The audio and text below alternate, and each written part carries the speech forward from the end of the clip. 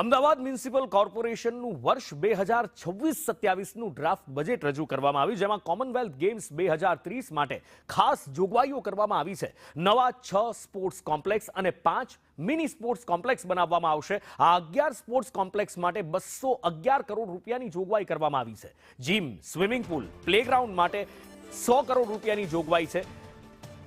Basic service, heritage, ease of movement પર ભાર મૂકવામાં આવ્યો છે. જાહેર પરિવહન 100% ઇલેક્ટ્રિક કરવાનું અમદાવાદ મ્યુનિસિપલ કોર્પોરેશનનું આયોજન છે. સાથે જ ટ્રાફિકને હળવો કરવા માટે એલિવેટેડ કોરિડોર બનાવવાનું પણ આયોજન છે, જેના માટે 1000 કરોડની જોગવાઈ કરવામાં આવી છે.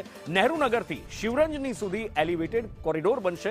સાથે જ બોપલથી એસપી રિંગ રોડ સુધી પણ ઘુમા સુધી એલિવેટેડ કોરિડોર બનાવવામાં આવશે. શહેરને ફાટક મુક્ત બનાવવા માટે 775 કરોડ રૂપિયાની જોગવાઈ છે. ગેરતપુર, વટવા, મણિનગર, સરખેજને ફાટક મુક્ત બનાવવામાં આવશે. ફ્લાયઓવર માટે 225 કરોડ રૂપિયાની જોગવાઈ કરવામાં આવી છે. મેમ્કો, કઠવાડા, સિલ્વર સ્ટાર પાસે આ ફ્લાયઓવર બનાવવામાં આવશે. ટુરિઝમ સર્કિટ ડેવલપમેન્ટ માટે 155 કરોડ રૂપિયાની જોગવાઈ કરવામાં આવી છે. ટેમ્પલ સર્કિટ ફેઝ 3 માટે 50 કરોડ રૂપિયાની જોગવાઈ કરવામાં આવી છે. સ્ટ્રોમ વોટર લાઇન માટે 453 કરોડની જોગવાઈ કરવામાં આવી છે. વધુ માહિતી સાથે સહયોગી સંવાદદાતા કશ્યપ જોશી ફોનલાઈન પર જોડાયા છે. કશ્યપ, ડ્રાફ્ટ બજેટ રજૂ કરવામાં આવ્યું છે. શું છે આ ડ્રાફ્ટ બજેટનું કદ અને ખાસ શું હાઇલાઇટ્સ?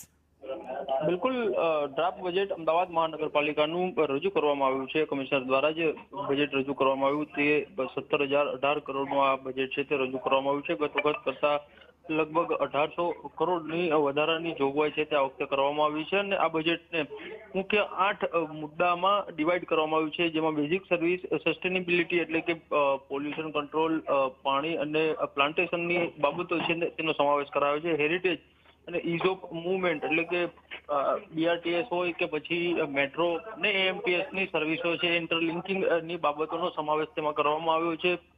બ્યુટિફિકેશન શહેરનું કરવું, સ્પોર્ટ્સ ઇન્ફ્રાસ્ટ્રક્ચર ને ડેવલપ કરવું, આ તમામ બાબતો છે તે આ બજેટમાં સમાવવામાં આવી છે.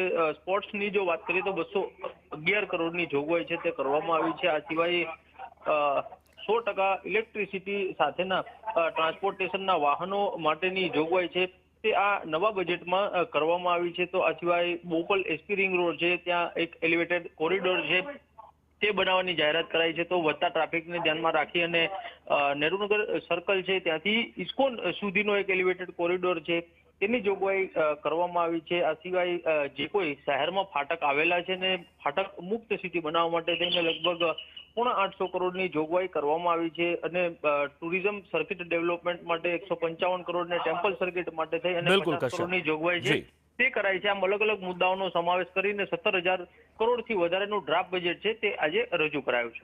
કશ્યપ, માહિતી બદલ આભાર.